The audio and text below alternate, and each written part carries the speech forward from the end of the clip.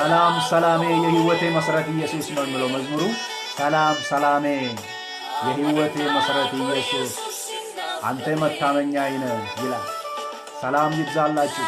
ነጋን ስኒፍ አባየቱ ነጋን ኬኛ ሁንዴን ጅሬኛ ኬኛ በቆናን ኬኛ ኢየሱስ ክርስቶስ ይል አኒስ ዋይ ነጋን ዱበዳራ ሃሌሉያ ገለንዲ waaqayyoof haa ta'u. Namoonni onlaayinii jirtan nagaan waaqayyo gooftaa machaa hunduma keessaniif haa baay'atu. Isin qofa miti namoota naannoo keessan jiran hundumaaf maatii keessaniif ijoollee keessaniif firoota keessan hundumaaf nagaan waaqayyoo inni sammuu namaa gararraa hunduma keessaniif haa baay'atu jedha. Nagaa koo isin gaafachuudhaan ittaansee oolmaa akkanaa ooltan isin gaafadha. Sheerii godhaa. Peejii keessan irratti yeroo isin peejii keessan irratti baaftan hiriyoonni keessan akka isaan seenanii sagalee waaqayyoo dhaggeeffatan afeerraa gootu jechuudha. Isin hanga dhaggeeffattanitti yeroo sheerii gootan waan isin baasisu hin jiru jechuudha. Waaqayyoo isin haa eebbisu sheerii gochuu keessaniif sagalee waaqayyoo walii wajjiniin dhaggeeffanna gaarra. Nagaa haalaan hin daangeffamne jedheen dubbadhaarra. Nagaa haalaan hin daangeffamne በሁኔታ የማይገደብ ሰላም sagalee waaqayyoo keessaa ergaa Phaawulos gara warra Filiphisiisitti barreesse boqonnaa 4 lakkoofsa 6 hanga 8tti dubbisa. Maqaa gooftaa Yesuus Kiristoosiin nan dubbisa. Hundumti keessan dhaggeeffadhaa. Waan hundumaatti kadhataaf himataan galataa wajjin wanti isin barbaachisu waaqayyo duratti akka beekamu godhaa malee waanuma tokkotti yaaddoo hin qabaatina. Nagaan waaqayyoo inni hubannaa namaa hundumaa irra caalu karaa Kiristoos Yesuus garaa keessanii fi yaada keessan in eegaa jedha. Galanni waaqayyoof haa ta'u. Kadhannaa gabaabaa isaan kadhadha waaqayyo akka dubbii isaa nuuf ibsuuf. Burqaan waan hundumaa, maddi waan hundumaa, tolchaan waan hundumaa, qindeessaan waan hundumaa, mijeessaan waan hundumaasi. Situ waan hundumaatti boca godhe, situ waan hundumaatti hafuura godhe, lubbuutti goote. Akka waan hundumtuu jiraatuuf situ abboome. Galanni waaqa irratti lafa irratti siif haa ta'u. Jiraachisaa keenya, abboomaaf ajajaa keenya, gargaaraaf mootii keenya, galanniif ulfinni teessoo kee irratti siif haa ta'u. Egaa yaa Waaqayyo, warra ganama ta'eef ganama kana, warra guyyaa ta'eef guyyaa kana, warra galgala ta'eef galgala kana, dubbii keessa jireenyaa isa morgaa namatti godhu, isa lubbuu namatti godhu, isa dhuka namatti godhu, isa annisa namatti godhu, isa nama daabu, isa nama jabeessu, isa nama ceesisu. Dubbii ulfinaa bara rakkinaa, bara gaddaa, bara beelaa, bara dhiphinaa, bara dhukkubaa, bara abaarsaa, bara gadadoo, bara du'aa, isa nama baatee nama dabarsu, isa nama oolchu, isa nama fayyisu. Dubbii kee akkasumaan afaan koo keessaa hin ba'u. Waanan hojjedhu hojjetee gara kootti deebi'a malee isa jette sana afaan kee saaqii nutti dubbadhu. Nu ijoolleen kee qodaa duwwaa taanee si fuuldura jirra. Sirraa barachuuf, sirraa dhaga'uudhaaf, ittiin dhaabbata godhannee gadda keessa, gidiraa keessa, muddama keessa darbuudhaaf si dhaggeeffanna. Nutti dubbadhu maqaa Yesuus Kiristoos ittiin nu jaallatteen. Ameen. Waaqayyo sagalee kana jireenya keenya keessatti, lubbuu keenya keessatti waan ittiin hojjetu qaba. Bara keenya keessatti waan ittiin hojjetu qaba. Keessumaa haala amma jirru kana keessatti, jireenya amma jiraachaa jirru kana keessatti, haalli biyyi lafaa addunyaan keessa jirtu kana keessatti waa'ee nagaa dubbachuun, waa'ee nagaa labsuun nurraa barbaachisa. Sababni isaa nagaan madda waan hundumaati, bu'uura waan hundumaati. የሁሉ መሰረት፣ የሁሉ ምንጭ፣ የሁሉ ቅኝት በዚህ ምድር ላይ የሚያስፈልገው ሰላም ነው። ስለዚህ ባገኘን አጋጣሚ ሁሉ ስለ ሰላም መስበክ አለብን። ጅሬኛ ኬኛፍ፣ ኤግሬ ኬኛፍ፣ በረ ኬኛፍ፣ waaqeffannaa keenya qofa osoo hin taane jireenya nuti biyya lafaa irratti jiraannuuf wantoota bu'uura ta'an Waaqayyo har'a nutti dubbachuu barbaada. Innis nagaadha. Salaam, peace, shalom isa jennuudha jechuudha. Egaa waa'ee nagaa yeroo dubbannu wantoota adda addaa kaafnee ilaaluu dandeenya. Sagalee Waaqayyoo irraa akka nama dubbise namni jireenya isaa keessatti gaaffii baay'ee qaba, kadhannaa baay'ee qaba, dheebuu baay'ee qaba, beela baay'ee qaba. Isa kana hundumaa yeroo taa'ee yaadu jireenya isaa keessatti gaaffiitu uumama, dhiphinatu uumama, yaaddootu uumama, sodaatu uumama. Isaan kun ammoo jireenya namaa keessaa nagaa balleessu. Sau ቁጭ ብሎ ስለ ችግር ሲያስብ፣ ስለ መከራ ሲያስብ፣ ስለ ጭንቀት ሲያስብ ሁልጊዜ ሐሳቡን፣ አመለካከቱን፣ አካሄዱን ሁሉ በሱ ላይ ስለሚፈጠረው ነገር ላይ ብቻ ትኩረት አድርጎ የሚጨነቅ ከሆነ፣ የሚሰጋ የሚፈራ ከሆነ ወደ ድንጋጤ ያመራል። ድንጋጤ ደግሞ ሁልጊዜ ጭንቀት ህይወታችን እንዲሞላ ያደርጋል። ሶዳ ብረና ናሱን ጅሬኛ ኬኛ ኬሳ አካታው ጎዳ ኩኔጋ ሰሙ ኬኛ ኬሳቲ ኮንፍሊክቲ ኡማ ani abdii qabamoo abdii hin qabu, ani nagaa qabamoo nagaa hin qabu, ani jireenya bor qabamoo jireenya borii hin qabu jedhee sammuu isaa keessatti konfliktiitu uumama jechuudha. የሚጋጭ ነገር ሰላሙን የሚያናጋ ነገር በውስጡ ይፈጠራል። ምን ሲሆን ስለ ችግሩ፣ ስለ መከራው፣ ስለ ሁኔታው ሁሉ ጊዜ ትኩረቱን አድርጎ የሚጨነቅ የሚፈራ የሚሰጋ ሰው ማለት ነው። የሮሶዳቱ የሙነው ጅሬኛ isaa keessatti walitti bu'iinsa yaada wal rukututu uumama jechuudha. kun nagaa namaa, boqonnaa namaa, tasgabbii namaa nama jalaa balleessa. kanaaf sagaleen Waaqayyoo egaa akkana jedhe, waanuma isin dhiphisu, waanuma isin rakkisu, waanuma isin yaaddessu hundasaa walitti qabaatii jedha. isaan kanaa jedha kadhataaf himataan, kadhataaf himataan በጸሎት በምልጃ በጸሎት በምልጃ akkasumas galataan jedha thanks giving. Okay? prayer, petition and thanks giving. isaan kana sadan sagaleen Waaqayyoo danaka. isaan kana sadan irratti yeroo hundumaa xiyyeeffanne jireenya keenya guutummaatti Waaqayyoodhaaf submit goone, surrender goone gaafa nuti kadhachuu jalqabnu keessa keenyatti nagaatu ta'uu jalqaba. waa'ee nagaa yeroo dubbannu biyyi lafaa nagaa barbaada. hiriyoonni nuti wajjin jiraannu nagaa barbaadu. maatiin nuti wajjin jiraannu nagaa barbaada. nagaan egaa keessi keenya nagaan qabu yoo ta'e namoota nu wajjin jiraniif nagaa laachuu hin dandeenyu. በውስጡ ሰላም የሌለው ሰው ከሱ ጋር ለሚኖሩ ሰዎች ሰላም መስጠት አይችልም። magaalaan tokko nagaa miti taanaan zooniin nagaa ta'uu hin dandeessu. zooniin nagaa miti taanaan naannoon nagaa ta'uu hin danda'u. naannoon nagaa miti taanaan akka Itoophiyaatti dubbanna Itoophiyaan nagaa ta'uu hin dandeessu. kanaaf bu'uurri waan hundumaa nagaan. nagaan immoo keessa nama dhuunfaati jalqaba. namni dhuunfaan nama isaa wajjiruun jinjiruun nagaa kan inni qabaatu keessa isaatti yoo nagaa qabaate. egaa namoonni yeroo nagaa walii wajjin hin qabaatan gandi nagaa qabaata. naannoon nagaa qabaata, magaalaan nagaa qabaata, biyyi nagaa qabaata.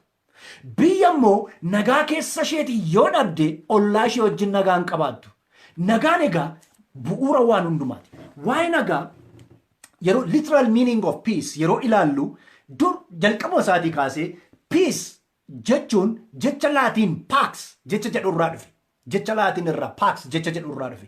pax jechuun pact jechuudha. pact jechuun ammoo dimshaashumatti pact jechuun agreement jechuudha. ሌሎችን ስናይ በአሜሪካን ሚሊተሪ ሂስትሪ ስናይ isaan immoo akkana jedhu absence of war lolli dhibuunsaa nagaadha jedhu. akka seenaa waraana Ameerikaatti lolli dhibuun nagaadha jedhu. nagaan isaaniif kan Albert Einstein immoo akkana jedha nagaa jechuun lolli dhibuu jechuu qofa miti jedha. according to Albert Einstein, peace is not only the absence of war, but the presence of justice, order, at the same time, law. isaan kun sadan jiraachuu qabu jedha. in short of government, isaan kun sadan jiraachuu qabu. nagaa akka Albert Einsteiniin seerri jiraachuu qaba, heerri jiraachuu qaba, haqni jiraachuu qaba. isaan kun yoo jiraatan lolli bakka hin jirretti nagaan jira jechuu dandeenya jedha Albert Einstein. Martin Luther Kingin ammoo nagaa dhugaa jechuun fincila yookaan walitti bu'iinsi yookaan dhiphinni tension, absence of tension qofa miti jedha. Justice jiraachuu qabaa jedha Martin Luther King. egaa walumaa gala dhaabbanni adda addaa, filosooferoonni adda addaa, dhaabbanni amantii adda addaa, dhaabbanni siyaasaa adda addaa waa'ee nagaa yeroo dubbatan waan lama walitti hidhanii dubbatu. maal jedhu? violence and peace. These are just like the two sides of coin jedhu. violence and peace. Kun egaa ilaalcha namootaati. Namoonni biyya lafaarra yeroo jiran vaayolensiin bakka jirutti waliigalteen yeroo uumamu nagaatu ta'aa jedhu.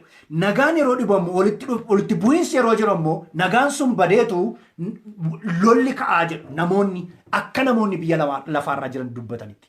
Egaa waan namoonni jedhan baay'ee isaa yoon kaase sa'aatiin nunga waan ta'eef ariifadheen gara waan macaafni qulqulluun maal jedha iddootti sin fida. Baayibil komentariin immoo nagaa yookaan jecha Hibiruutiin shaloom isa jedhamu sana afaan warra Giriikiin Ireene jedhama. Ireene jedhama.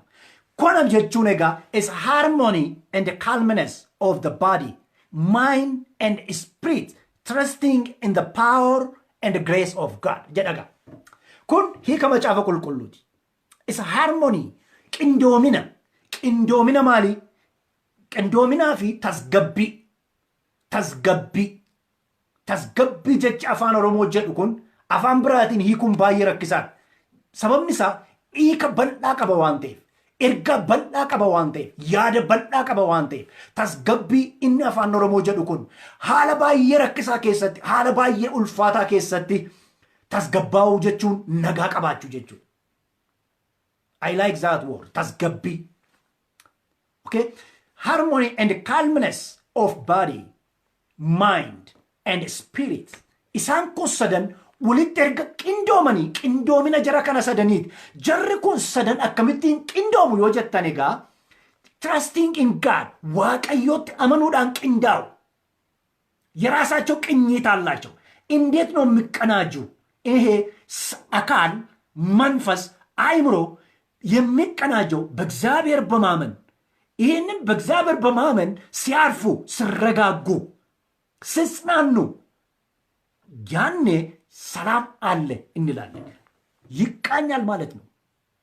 ገር ከነቴ ዱፉ ደጋ ኢጋ kana jechuudhaan biyyi lafaa waa'ee nagaa yeroo kaastu waa'ee lolaa kaafte erga ta'e waa'ee lolaa yeroo kaaftu waa'ee walitti bu'iinsaa kaafti yoo ta'e waa'ee walitti bu'iinsaa yeroo kaasanii waa'ee fincilaa kaasu yoo ta'e waa'ee fincilaa yeroo kaasanii waa'ee haqaa waa'ee heeraa waa'ee seeraa waa'ee mootummaanii qajeelummaadhaan bulchuu kaasu yoo ta'e kun akkamitti dhufa?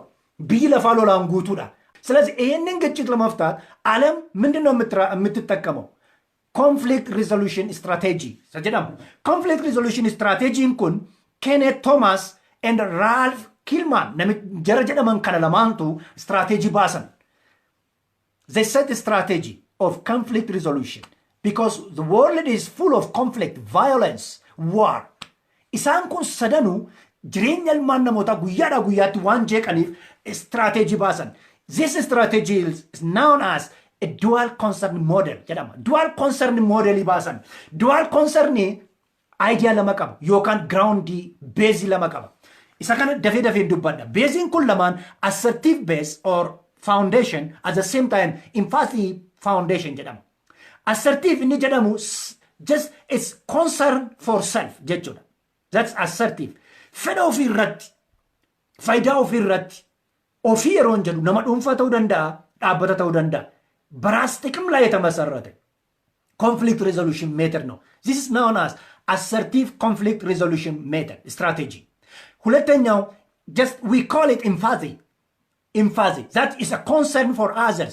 ወረካኒፍ ድሙ ወረካኒፍ ያዱ ወረካኒፍ ድሙ ዮካን አከነ በርባቹ ሰነሲን በርባችሳ አከነ ፈየዱ ወረሰነ ሲን ፈየዳ አከነ ገርጋሩ ወረካኒስ ኢንፈየዳ ጀዳኒ ሜንታሊቲ አከሲ ዴቨሎፕ ጎዳኒ ወሪ ስትራቴጂ ከነ ፈየዳ ማነሞ ኢንፋቲ ጀዳም ኢሳን ኩን ወረካኒፍስ ያዱ ኢላልቸ ጋር ኢላልቸ በላ ቀባቹራ ከንፉዳ የነዚህ ስትራቴጂዎች አልቲሜት ጎሉ ምንድነው? በመጨረሻ ችግር የሚፈታው ሰላማዊ በሆነ መንገድ ነው ብሎ ከማሰብ ነው። ስለዚህ ምን ማለት ነው?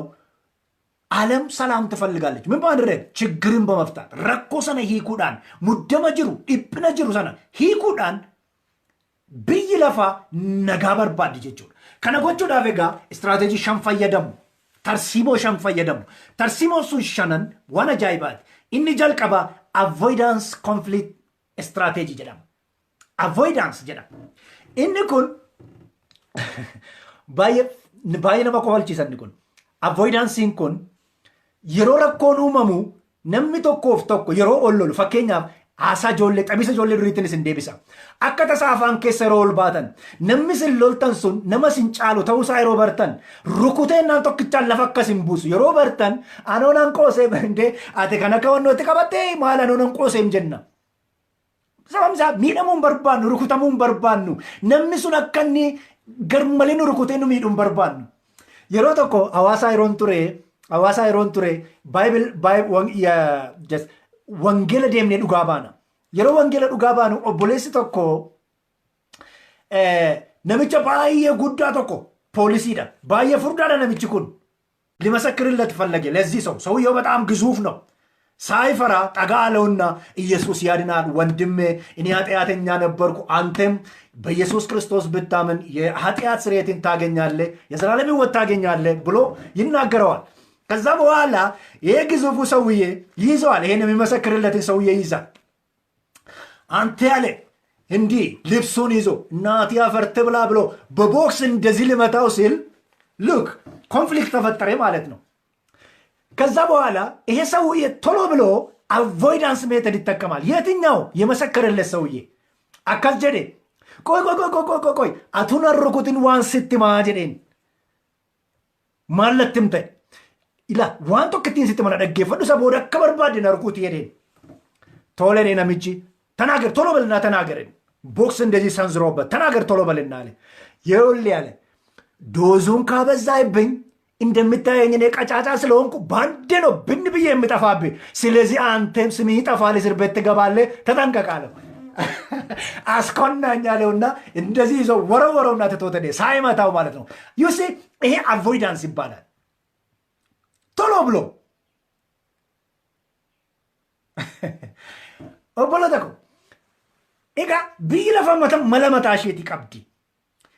Fakkeenyaaf yeroo darbee Ameerikaan Iraaniin yeroo isheen rukute, Iraan immoo deebistee Baagdaad keessa iddoo qubsuma waraanaa ishee yeroo isheen rooketiidhaan tumtu Ameerikaan haala jiru ilaalte. Isa booda Iraan nama tokko yoo na jalaa waan hin ajjeesiniif lolatti Iraanii wajjin seenuun barbaadu jette. Avoidance.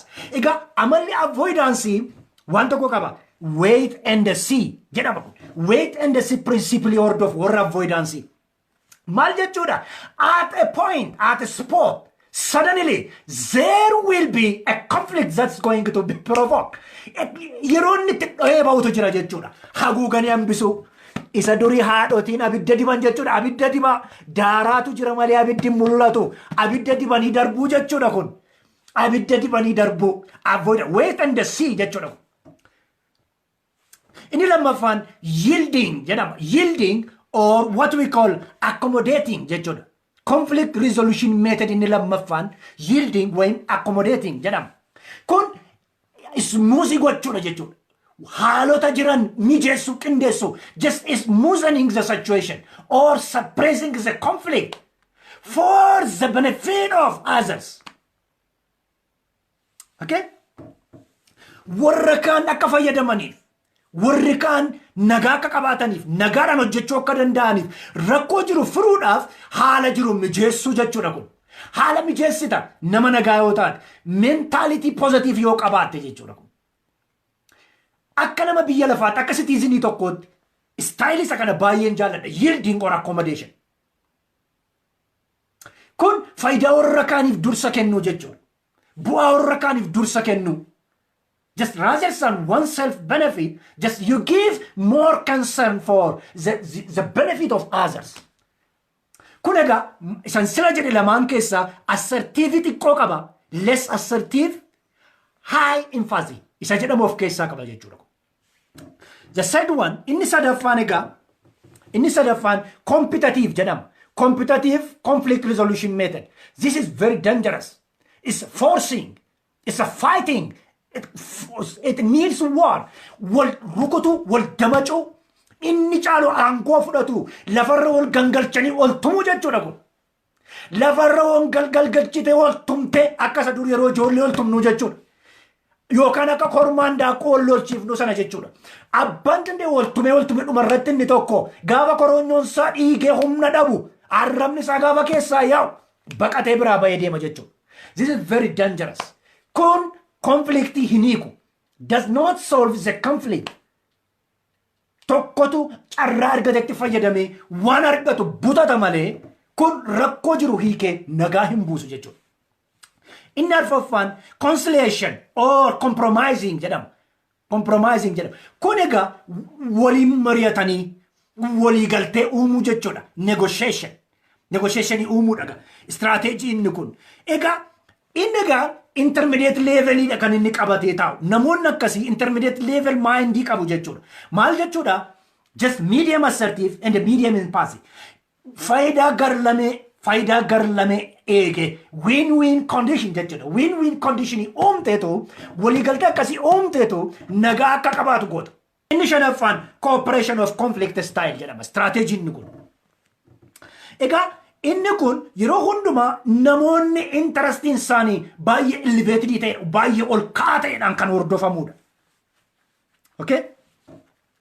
Egaa jarri kun paartii hundumtuu equal satisfaction akka isaan argatan godhuu jechuudha. Biyyi lafaa istiraatejii kana shanan fayyadamu. Nagaa uumuudhaaf, walii galuudhaaf. Garuu waan isin ajaa'ibu isaan kun hundumtuu wal sodaachaa iyyata faraarraa iyyata kabaabbarka manoor ነው ይሄ እየተከባበሩ መኖር እየተፈራሩ መኖር እየተጠባበቁ በአይነ ቁራኛ እየተጠባበቁ መኖር ምንድነው ይሄ conflict resolution strategy. I told you the ultimate goal of conflict resolution strategy is to end the conflict peacefully. Okay? Rakko jiru, dhiphina jiru, gidiraa jiru, lola jiru, bubbee walitti kaaste sana, eeboo walitti fudhatte sana, dulla walitti kaafte sana,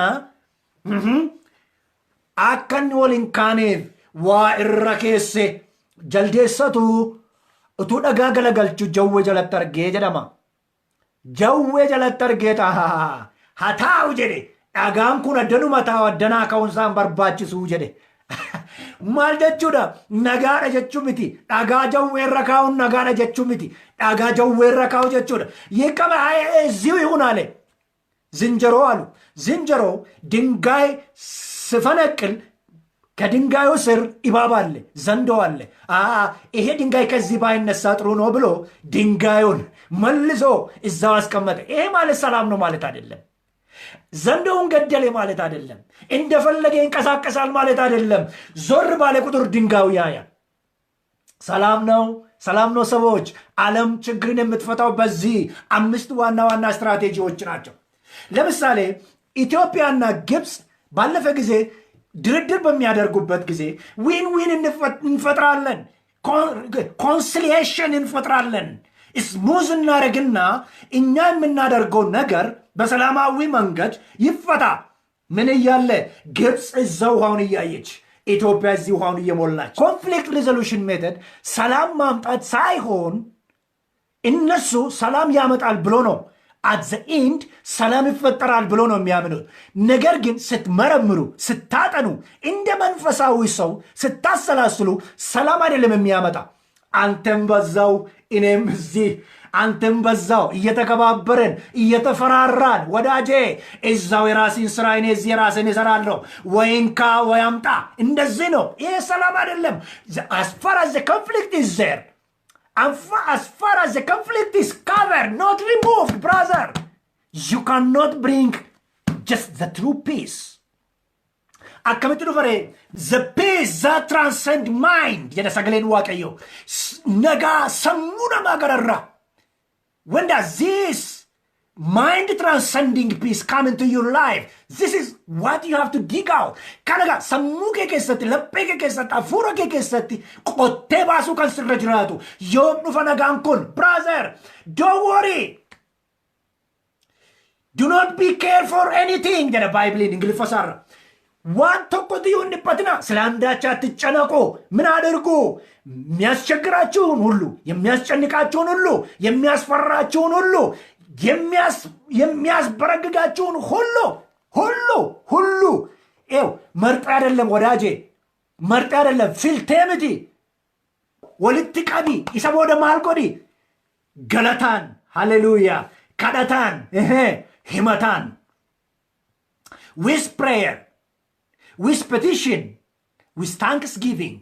Isaan kana sadan kadhataan, galataan, himataan walitti qabaati. Maaloo waan isin rakkisu hunduma, waan isin dhiphisu hunduma, waan isin yaaddeessu hunduma maal godhaa? Just put unto the feet of God, the Lord that can solve your problem. Rakkina keessa hiiku, gidiraa keessa hiiku, muddama keessa hiiku, dhiphina keessa hiiku, gooftaa jecha, ulfaadhu jecha, hiiki jecha. Guddina isaa hima, danda'uu isaa hima, jabina isaaf galateeffachaa Waaqayyotti rakkina kee himta. Concept model jedhanii warri biyya lafaa itti fayyadamu san jenne sanarraati adda kan ta'e. Inni sun dogoggora jechuu koo miti, garuu adda kan ta'e. Very unique. This one is very supernatural. Maaliif supernatural ta'e? Sababni isaa kiristaanota warra Yesuusitti amanan, warra Yesuus duukaa bu'an, warra bartuu isaa ta'an nagaa supernatural ta'etu sun barbaachisa. ምክንያቱን ልንገራችሁ። ምክንያቱ እንደዚህ ነው። እናንተ ውጊያ አለባችሁ። ምን አይነት ውጊያ? መንፈሳዊ ውጊያ ነው ያለባችሁ።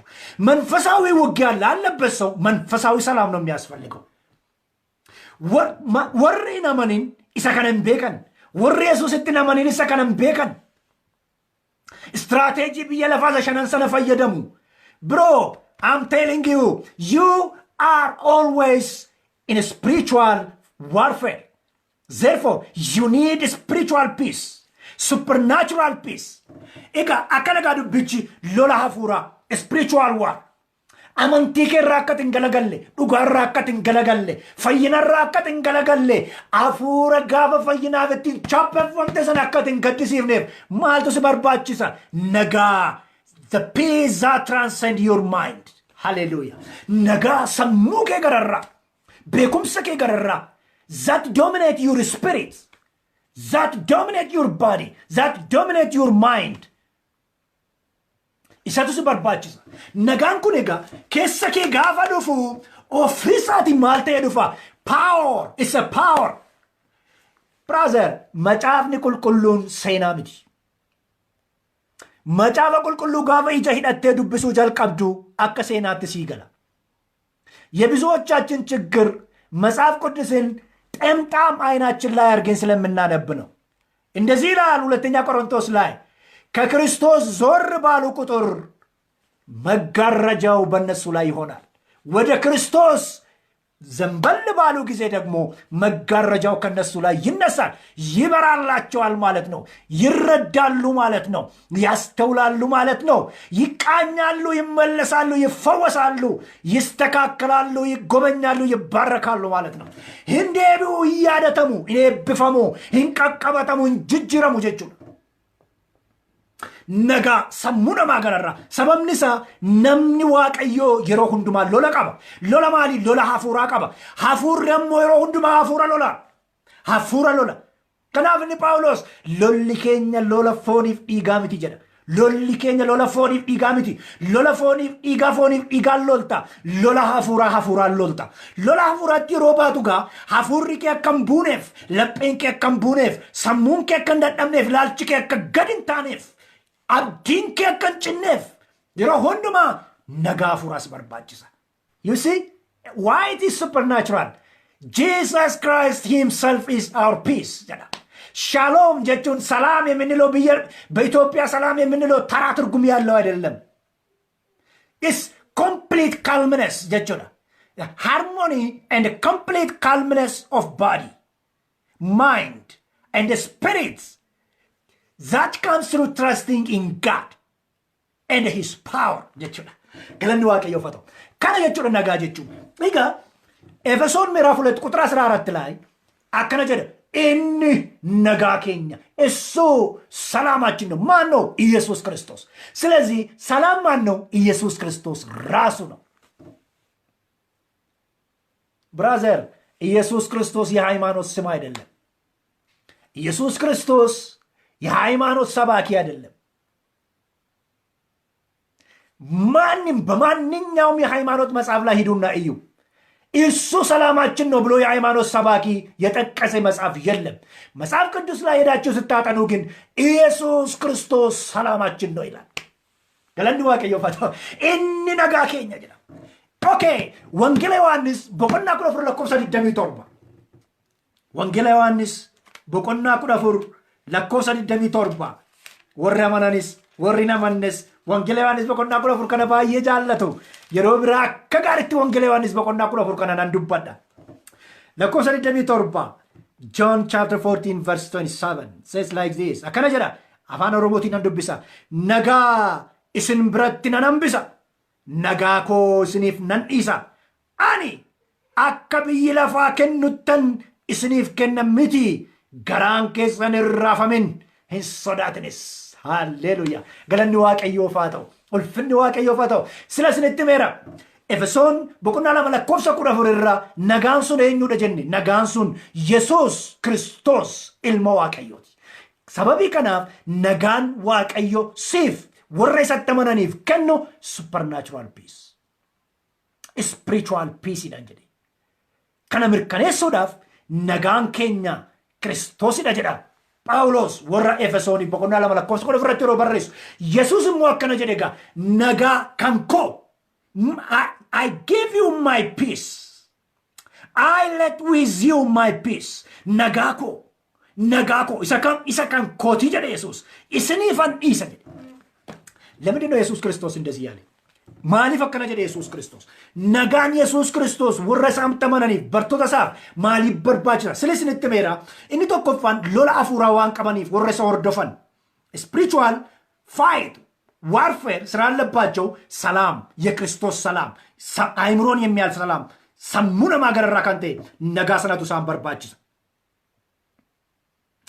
እኒ ለማፋን የሮፊ ሐላከም ከሰትዩ አከስነት ቀበምተን ጅራተኒፍ ጀቹና በማንኛውም ሁኔታ በማንኛውም ችግር በማንኛውም ጊዜ በክርስቶስ ጸንተን እንድንኖር የክርስቶስ ሰላም ያስፈልጋል። That unshaken peace, unconditional peace. Rafa makam keessatti ujjabeessee kan nama dhaabu. Muddama kam keessatti ujjabeessee kan nama dhaabu. Sodaa kam keessatti ujjabeessee kan nama dhaabu. Nagaa Waaqayyo sanatti nama barbaachisa. Kanaaf akkana jedhe Yesuus isa kan kooti isa rakkina keessatti na dandeessise. Isa qorumsa keessatti na dandeessise. Ariyatamuu keessatti sana dandeessise. Jibbamuu keessatti sana dandeessise. Tuffatamuu keessatti sana dandeessise. Jabeessees abbaa koo wajjin na dhaabe sana. በመከራ ጊዜ በስደት ጊዜ በጭንቅ ጊዜ ሰዎች በጠሉኝ ባሳደዱኝ ጊዜ ጸንቼ በአባቴ ትእዛዝ እንድኖር ያደረገኝን ያንን የራሴ ሰላም ይሰጣችኋል አለ። ነጋሳ ካንኮቲ ሰና isa kan kooti sana isinifan kenna isinifan dhiisa isinifan hambisa inni jedhe Yesuus inni jedhe gaa በደንብ ስሙኝ እሱ አለ እኔ የምሰጣችሁ ሰላም ዓለም ከሚሰጠው ሰላም ይለያል jedhe Yesuus adda inni kan biyya lafaa jalqaba isinitti meera inni kan biyya lafaa sadarkaa kam irrattiyyuu jireenya keenya irratti billaa ol fudhachuu danda'a inni kam nagaa inni kan biyya lafaa ኢየሱስ ክርስቶስ ነጋን ንኑፍ ከኑ ገሩ ረክነ ከሰት ተስገባይ ሙደበ ከሰት ተስገባይ ጎለሙ ከሰት ተስገባይ ዱኩበ ከሰት ተስገባይ አሪያተሙ ከሰት ተስገባይ ነው እንጀዳ ገለኒ ዋቀዮ ፈተው ነጋነማ ተስገበስ ነጋ በቆና ሰሙ በቆና አፉራ በቆና ቃማና ማፍከን ነው ነጋ ሃላን እንጅጅረም Nagaani nan kooti suni jedhe Yesuus Kiristoos gaafani fariisotaan Yihuudootaan jibbame laphee koo jabeessee dhaabe. Nagaan nan kooti suni yeroon ilma namaa jedhamee tuffatame laphee koo jabeessee dhaabe. Nagaan nan kooti suni yeroo ilma Waaqayyoo miti namoonni naan jedhe natti tufani natti qoosani natti geessani laphee koo jabeessee dhaabe. Anaani abbaa koo irratti akkan ka'uuf akkan gungumuuf keessa koo nan miidha jedhe. Galanni Waaqayyoof haa ta'u. Isinis nagaa koo kana gaafa fudhattan yeroo ariyatamtan yeroo jibbamtan yeroo tuffatamtan yeroo rakkattan yeroo beeloftan yeroo jibbamtan haala hundumaa keessatti ani kan Yesuus jettanii akkasin dhaabattaniif isin gargaara. Nagaan inni kan Waaqayyo nuuf kenna. Kaayyoon isaa inni guddaan isa kana. Inni lammaffaan nagaan inni Waaqayyo nuuf kennu maaliif akka nu barbaachisu inni lammaffaan abdii keenya amantii keenya fi hojii gaarii jalqabni hamma dhumaatti haala kam keessatti akka itti fufnuudhaaf. Tajaajila kee sababii nagaa dhabdeef sababii ariyatamni sirra ga'eef sababii jibbamteef sababii haalli naannoo dhukkubi naannoo irratti ka'eef dhaabdee jirta? No. hin dhaabin. Maal godhiree haala jirtu keessatti, muddama jiru keessatti, gidiraa jiru keessatti, ari'atamuu jiru keessatti nagaan Kiristoos irra yoo jira ta'e itti fufta jechuudha. Itti fufta jechuudha. Kana nagaa jechuudha. ይዘህ እንድትቀጥል እንድትገፋ በምንም እንዳትሸበር እየተጠላ እየተናቅ እየተሰደብክ በማንኛውም ሁኔታ ሰዎች በሚፈጥሩት ነገር ሞራሊ ሳይሰበር ስትቀጥል አንተ ያ በውስጥ ያለ ሰላም የክርስቶስ ሰላም ነጋ waaqayyooti የክርስቶስ ሰላም ይጠብቃል። እግዚአብሔር ይመስገን። namni nagaasa kan waaqarraa qabu nagaasa kan waaqarraa namni qabu aariidhaaf lolaaf mormiif fincilaaf hin jarjaru. መንፈሳዊ ሰላም ያለበት ሰው መንፈሳዊ ሰላም ያለበት ሰው ለንዴ ለቁጣ ለጥላቻ ለጥል ለክርክር ለአመፅ አይቸኩልም አይገኝበትም። ይሄ አንደኛው ባህሪ ነው። እኒ ለማፋን namni nagaa hafuuraa qabu tasgabbaa'aadha, obsaadha, hubataadha, የተረጋጋ ነው፣ ታጋሽ ነው፣ አስተዋይ ነው። ማን መንፈሳዊ ሰላም ያለበት ሰው ኢንራንፈትና nagaan hafuuraa keenya Yesuus Kiristoosidha jedheera jalqaba. galanni waaqayyoof haa ta'u. inni sadaffaan nagaan hafuuraa akkasii keessa jiru kanatti ittiin beektu mallattoonni sadaffaan jibbamtee yoo jaallachuu dandeesse, darbatee isa kuffise lafanni kufe yoo kaasuu dandeesse, abaaree isa salphise yeroonni qullaa ta'u yoo itti uwwisuu dandeesse ati dhuguma nagaa hafuuraaf keessaa qabda. inni arfaffaan lolamtee yoo dhiifama gochuu dandeesse, jaalala yaada gaarii fi ilaalcha duraan qabduuf nama sanaaf qabdu yoo itti fufuu dandeesse ati dhuguma nagaa hafuuraa qabda. nagaa hafuuraatu si keessa jira, nagaa Kiristoostu si keessa jira jechuudha. inni shanaffaan hojii qulqullaa'aa jalqabde osoo lolamtuu, osoo rakkattuu, osoo dhiibamtuu, osoo bubbee jabaan sitti ka'u jabaatte dhiibde keessa dabarte hojjechuu yoo dandeesse ati dhuguma nagaa hafuuraa qabda. galanni waaqayyoof haa ta'u. egaa nagaan waaqayyo nuuf kennu nagaa homaan madaalamu miti. nagaan waaqayyo nuuf kennu nagaa biyyi lafaa ittiin waliigaluudhaaf malaaf tarsiimoo baasu miti. nagaa sammuu namaa gararraa, nagaa ilaalcha namaa gararraa, nagaa laphee namaa gararraa, sammuu namaa, hafuura namaa, qaama namaa walitti qindeessuudhaan amantii nuti waaqayyo keessatti qabnu irratti hundaa'uudhaan jireenyi keenya tasgabbii guddaa akka inni qabaatu nagaa godhudha. nagaa kana keessa yeroo jiraannu akkan jalqaba isinitti hime nagaa kana eenyutu nuuf kenna? waaqayyotu nuuf kenna. nagaan kun eenyudha? Yesuus Kiristoos ilma waaqayyooti. egaa nagaa hafuuraa qabda jechuun Yesuusin qabda jechuudha. warri biyya lafaa keessa jirtan, warri Yesuus Kiristoositti hin amanne amma irraatti nagaasa kan biyya lafaatti amantu yoo ta'e yeroo hundumaa rakkinni kaleessaa kan sirra ga'uuf, kufaatiin kaleessaa kan sirra ga'uuf, dogoggorri kaleessaa kan sirra ga'uuf, namarratti haloo qabachuun kaleessaa kan sirra ga'uuf, jireenyi kee shaakala kaleessaa irra deddeebi'ee kan inni hojjetuuf nagaasa kan waaqayyo waan ati hin qabneefidha. waan dursee nagaan hafuuraa jireenya keenya doomineetii godha. eenyummaa keenya doomineetii godha. hafuura keenya, lubbuu keenya, guutummaa qaama keenya doomineetii godha. isa booda'u sammisiifi akka nuti taanu nu taasisa. haala nurra ga'een akka inni ara deebi'u goona miti. faallaa Kiristoosin mul'isuudhaan, jaalala mul'isuudhaan, hafuura mul'isuudhaan, jaalala mul'isuudhaan wanti hundumtuu iddootti akka deebi'u, wanti hundumtuu akka miidhagu warra godhanidha ijoolleen waaqayyo. egaa nama nagaa hafuuraa qabu bakka inni deemu hundumaatti beektu amala isaa isinitti meera.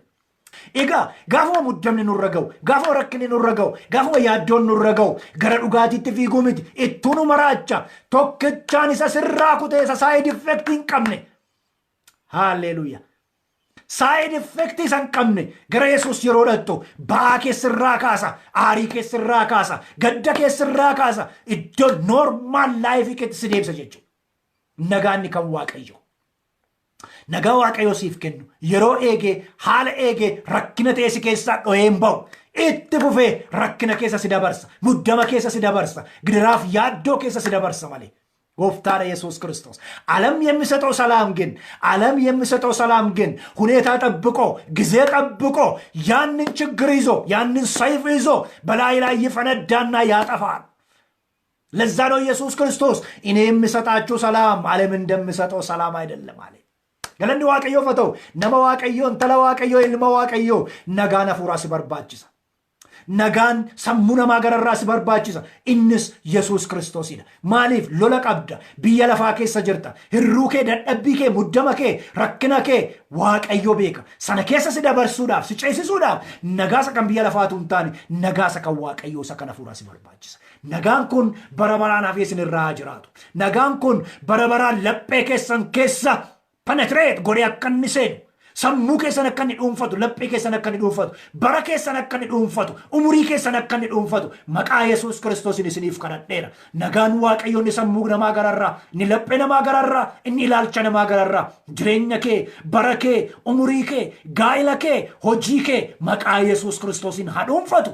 Inni waan hundumaati. Sababni isaa nagaan Waaqayyoo Yesuus Kiristoos ilma Waaqayyoo isa jiraataadha waan ta'eef. Nagaan Shalom bakka jirtanitti isiniif haa baay'atu. Ulfaadhaa, eebbifama.